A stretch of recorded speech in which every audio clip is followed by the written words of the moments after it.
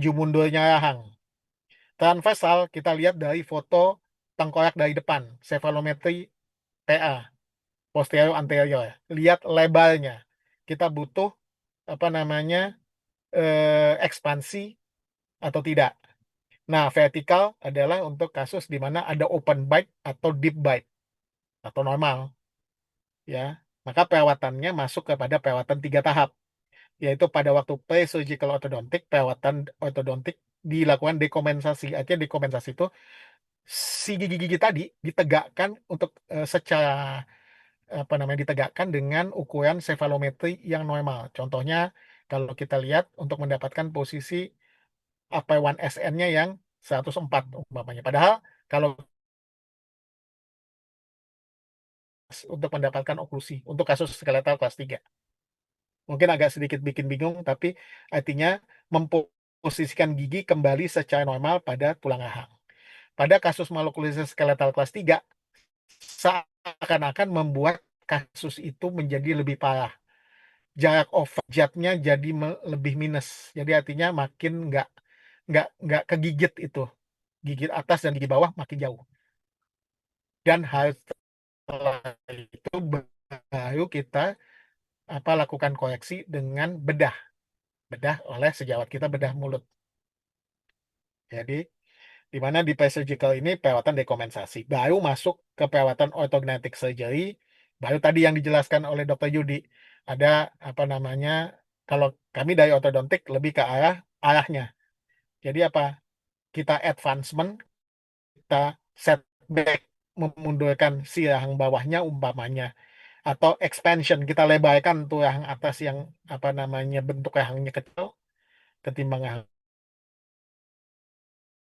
down fracture, kita turunkan posisi rahangnya. Bisa satu rahang, bisa 2 rahang. Makanya perawatan orthognathic surgery itu bisa terjadi di 2 rahang. Jadi bisa kalian bayangkan, maka perawatan itu betul-betul bersifat rekonstruksi. Ya, baru setelah koreksi secara bedah, baru kita lakukan post surgical orthodontic, yaitu ketidaksesuaian posisi dentalnya enggak. Maka kita masih kalau dokter spesialis ortodontik kita masih punya tools di situ, alat-alat ortodontik, bracket dan sebagainya yang kita masih bisa tegakkan. Dan terakhir retainer. Ini contoh pada kasus berikut ya. Nah, kalau bisa kalian lihat, si rahang bawah kelihatan lebih maju, si rahang atas kelihatan lebih mundur. Secara transversal, dilihat dari foto kiri, rahang bawahnya lebih lebar dibanding rahang atas. Ada gingsul pula di giginya. Lalu ada open bite, gigit nggak bisa gigit dia. Jadi ini benar-benar multi multi planning banget, rencananya tuh banyak, potongan bedahnya pun juga banyak untuk itu. Jadi ini bukan sesuatu perawatan main-main, karena ini benar-benar apa namanya untuk memposisikan tadi, maka ada level 1, level 2. Kalau udah masuk ke zigoma, level 2 udah masuk ke orbita, nasal itu level 3. Artinya apa? Semua tulang permukaan itu sama sejawat bedahmu tuh dipretelin sama dia. Terus ditarik sama dia, digeser. Nah, itu berdasarkan skenario yang sudah kita buat bersama antara dokter spesialis ortodonti dan spesialis bedah mulut. Maka kembali kasusnya itu akan menjadi kasus spesialis ortodonti, dirujuk kembali. Nah, pada waktu di OK biasanya timnya bersama-sama tuh. Dokter spesialis ortodonti, mungkin spesialis prosodonti kalau ada gigi tiruan yang perlu ditambahkan di situ, maupun dokter spesialis perio juga mungkin ada di situ. Maka apa namanya sama pada waktu tindakan bedah, ya.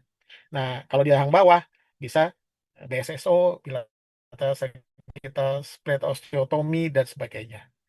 Jadi kalau jadi pas sudah diagnosis pemeriksaan, karena nah di sini kalau untuk kasus-kasus yang begini memang CBCT jadi kemajuan teknologi jadi makin makin dibutuhkan, ya. Karena benar-benar bisa meminimalisir kekeliruan, bisa meminimalisir apa namanya ketidaktepatan analisis. Ya, dokter spesialis juga manusia. Dia kadang-kadang kalau sumber datanya nggak tepat dia peroleh, maka bisa jadi nggak tepat pula hasil rencananya. Nanti ada wifi-nya, ada macam-macam dia. Yang medis lagi, ini udah pemeriksaan radiologis ini udah pemeriksaan yang ikut mendukung keberhasilan suatu perawatan bedah ortodontik, ortognetik, ya. Jadi tadi koreksinya juga saya sampaikan tadi kita dalam arah seperti apa, maxillary advancement atau mandibular setback atau maxillary expansion atau maxilla atau mandibular impaction atau down fracture maxilla. Itu kurang lebih gambarannya dari apa yang kalian. Jadi tolong pertimbangkan. Jadi bedah ortodontik sifatnya localized ke arah gigi-giginya. Kalau bedah ortognetik itu semuanya kalian tinjau. Karena di bedah ortognetik bisa aja bersama-sama dengan bedah ortodontik, ya, untuk ini. Karena kasusnya multi, ya, kasusnya severe. Nah, pada banyak kasus-kasus sindrom, ya ini memang memang harus kita lakukan. Jadi itu perawatan yang dilakukan. Nah, dalam perawatan bedah ortognetik tidak bisa dilakukan orang datang langsung dibedah. Karena itu mesti dilakukan yang tadi di, di itu tadi surgical ortodontik dulu, bisa 1,5 tahun untuk kita kondisikan, baru kemudian masuk ke perawatan apabila sudah siap bentuk gigi geliginya, pola gigi geliginya, maka kita telaah lagi bersama dengan dokter, ya. Nah, setelah di OK itu kemudian itu bisa jam-jaman tuh bedahnya. Itu menguras apa namanya tenaga dan konsentrasi banget itu, untuk itu. Karena bayangkan muka dibuka dan dipisah-pisahin tulangnya, ya. Baru dilakukan apa namanya fiksasi lagi dengan pin and screw. Itu kehebatan dokter spesialis bedah mulut itu. Untuk kembali memposisikan si baru masuk lagi ke perawatan ortodontik di post surgical ortodontik. Gitu kurang lebih gambaran skenario kelas skenario 12 nih, skenario terakhir di KGK 7. Nanti terutama terkait kepada soal-soal, jadi baca baik-baik pelan-pelan dan apa terjemahkan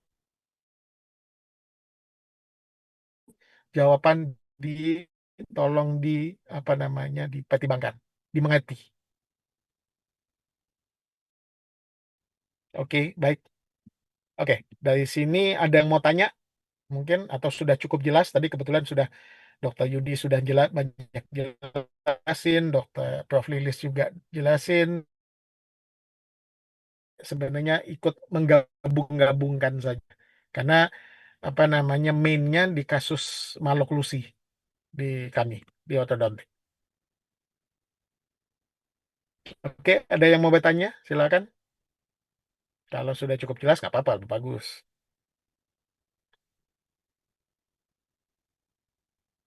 Sorry, saya nggak bisa lihat karena saya lagi di ini. Tolong Michelle, kalau ada yang bertanya, tolong bantu saya untuk ngecek siapa yang mau nanya. Baik, Dok. Mungkin dari teman-teman, apakah ada yang mau bertanya?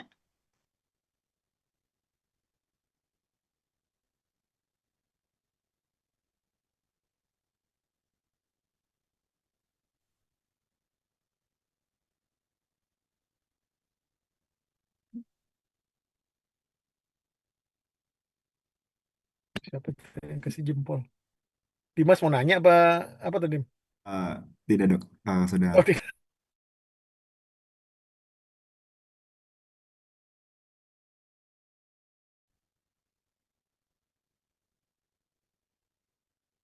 Ada yang membingungkan, boleh tanya. Tapi kalau udah paham logikanya, saya rasa sih, insya Allah sih nggak bingung. Cuman tegakkan aja diagnosisnya, tegakkan apa kelainannya, kita mau ngapain. Itu aja yang penting. Ya, jadi penegakan diagnosis, kita bikin rencana dengan berbagai macam apa namanya disiplin ilmu kedokteran gigi. Ya, di sini kalian nanti ini, baik kalian dokter gigi umum nanti maupun ke dokter spesialis ortodonti, karena rata-rata banyak kasus datangnya ke dokter gigi umum dulu. Kamu yang kemudian bisa menjelaskan. Nah, ini memang, nah, apa namanya yang kami jelaskan di sini adalah untuk kalian memahami mengerti sehingga kalian bisa menjelaskan kepada si pasien tadi, ya. Baru kalian kemudian mengkonsultnya atau mau big picture-nya, punya gambaran besarnya, apa sih yang terjadi gitu loh. Sehingga tidak mengecilkan arti kelainannya dan tidak membesar-besarkan kelainannya. Ya, artinya tidak menyepelekan. Artinya pada beberapa kasus memang kita mesti take serius.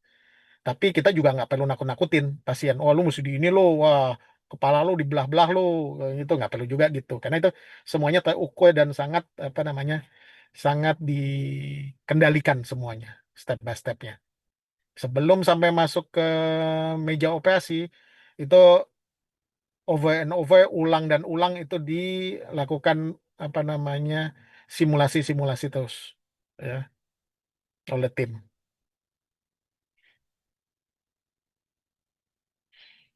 Oke, kalau nggak ada, berarti Edi besok ujiannya ya, Michelle? Iya dok, besok jam 8. Oke, good luck ya, kalau gitu. Kalau masih ada yang mau nanya atau apa, mau japri saya boleh. Tolong Michelle ini kumpulin atau apa, mungkin saya bisa jawab lewat WA. Tapi kalau nggak ada, apa namanya, udah. Ya, oke, Michelle, boleh ditutup. Baik dok, mungkin terima kasih banyak dok untuk klarifikasinya hari ini. Oke, baik kalau gitu. Saya stop sharing Mas, dulu ya. Oke, sampai berjumpa nanti di KG dulu ya. dok, Dokter, maaf maaf. dok. Silakan Jason. Tanya Son. Halo, halo Mas. Iya dok, maaf dok Oh tadi masih. ada yang menyentuh pertanyaan dok. Oh ya, ya. Oke deh. Baik kalau gitu. Makasih ya Michelle. Oke, sama-sama. Sampai nanti. Yuk, Assalamualaikum. Selamat sore. Maaf dok, Saya Li. Izin dok. maaf dok, izin dok.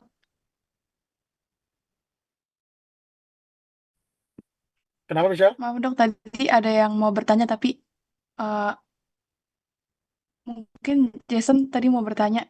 Maaf dok, Siap. tadi ada yang di akhir mau nanya. Belum. Yuk. Em, Apa mau maaf ditanya dokter, Jason? izin bertanya. Terkait, suara saya terdengar ya? Halo, nggak jelas. Suaranya putus-putus. Tes, tes kedengeran nggak ya? Kenapa? Bagaimana? Em, izin tanya dokter, dalam perencanaan perawatan ortodontik terkait dengan yang ingin dilakukan biasanya berdasarkan kondisi skeletal dan juga dental serta kemungkinan untuk mencapai fungsi dan estetika yang baik. Nah, pada beberapa kasus kan biasanya perawatan ortodontik aja kan nggak mungkin cukup ya dok.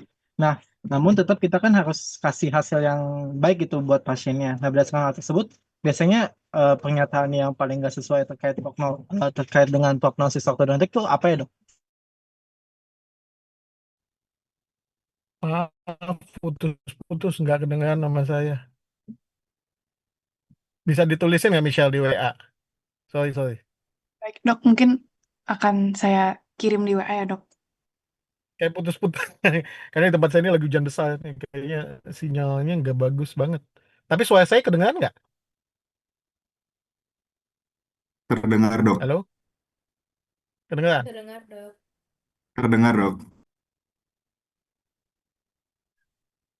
Boleh ditulisin nggak, Michelle?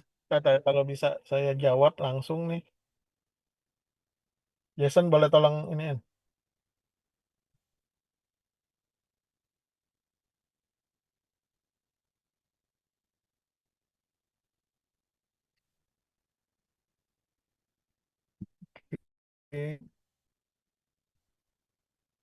Oke, gimana dia?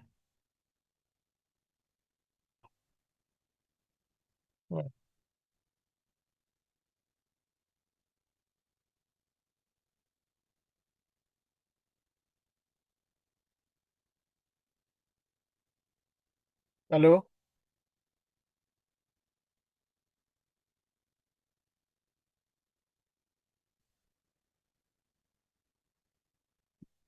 Ya dok, sebentar sedang diketik dok.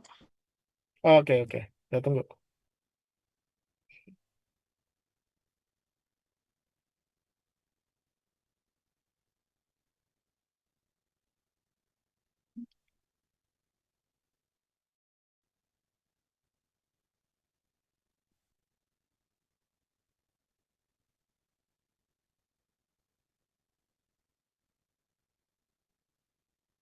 Mhm.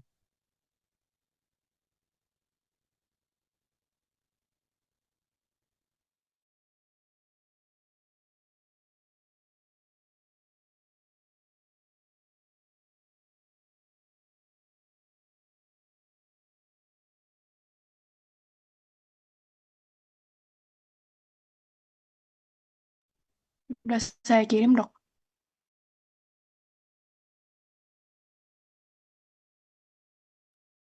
Oh, dalam perencanaan perawatan ortodontik, penentuan prognosis didasarkan pada kondisi skeletal dan dental serta kemungkinan tercapainya fungsi dan estetika yang optimal. Pada beberapa kasus perawatan ortodontik saja mungkin tidak cukup untuk mencapai hasil dia, namun masih dapat memberikan hasil yang fungsional.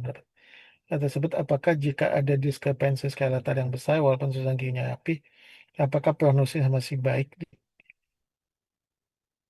Susunan giginya rapi ya Jason, ya?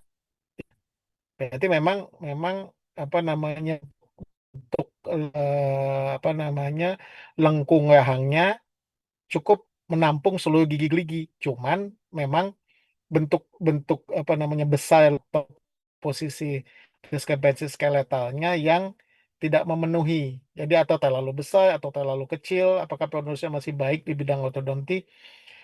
Kalau dari sisi ortodontiknya ya sangat sangat memudahkan untuk cepat untuk melakukan suatu perawatan dekompensasinya. Nah, setelah itu masuk ke perawatan kalau memang si pasien kepingin untuk dilakukan koreksi secara secara apa namanya secara skeletal atau secara rahang.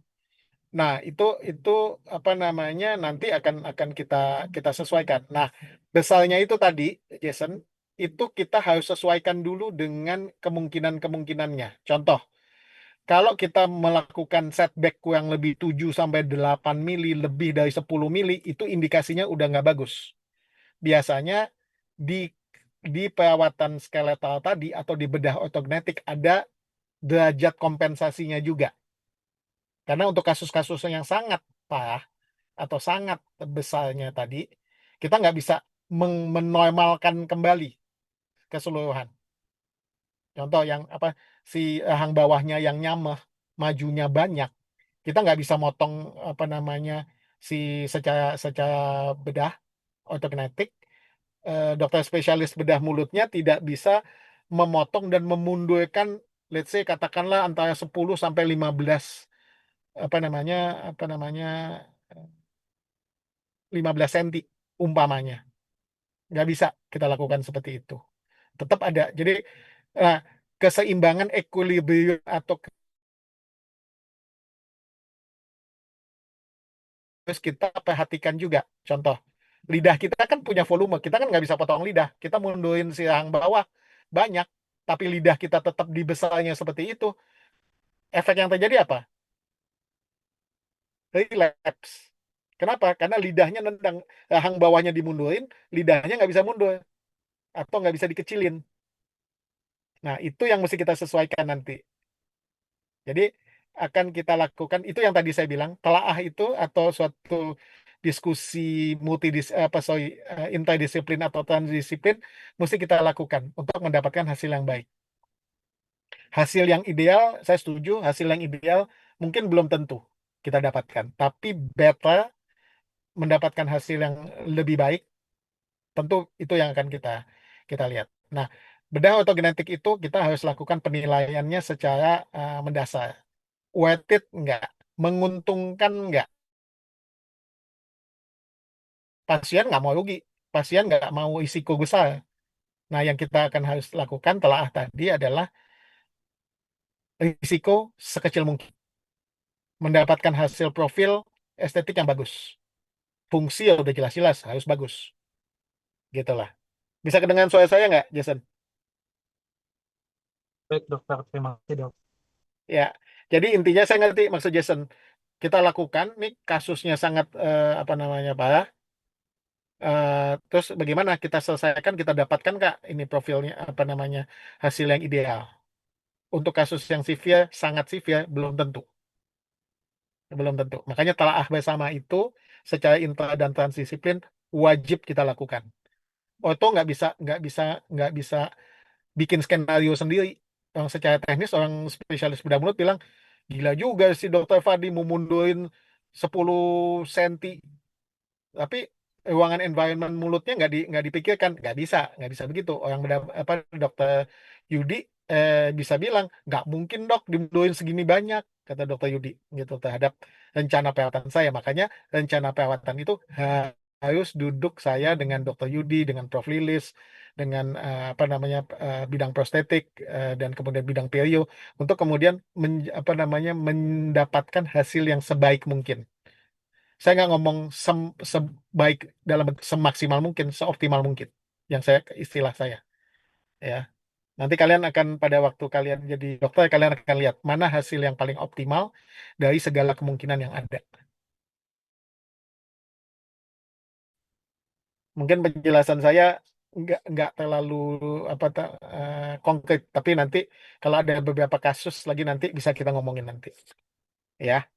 Menarik sih kasus-kasus seperti ini, interaksi transdisiplin, interdisiplin dengan berbagai macam itu apa kepentingan-kepentingan, tapi yang penting adalah kepentingan pasien yang harus kita dahulukan, ya. Itu yang penting. Oke, Terima baik, kasih banyak, Dok. sama-sama. Baik, kalau gitu. Nanti kalau masih ada, sorry, saya yang ngutus. Kalau masih ada pertanyaan, kirim ke WA ya, Michelle. Mudah-mudahan saya bisa jawab ya nanti. Nah, buat semua, saya mohon pamit. Assalamualaikum, selamat sore. Selamat sore dok, terima Masih banyak Masih dok. dokter. Dah. Terima kasih banyak. Terima kasih banyak, Terima Pak. kasih dok.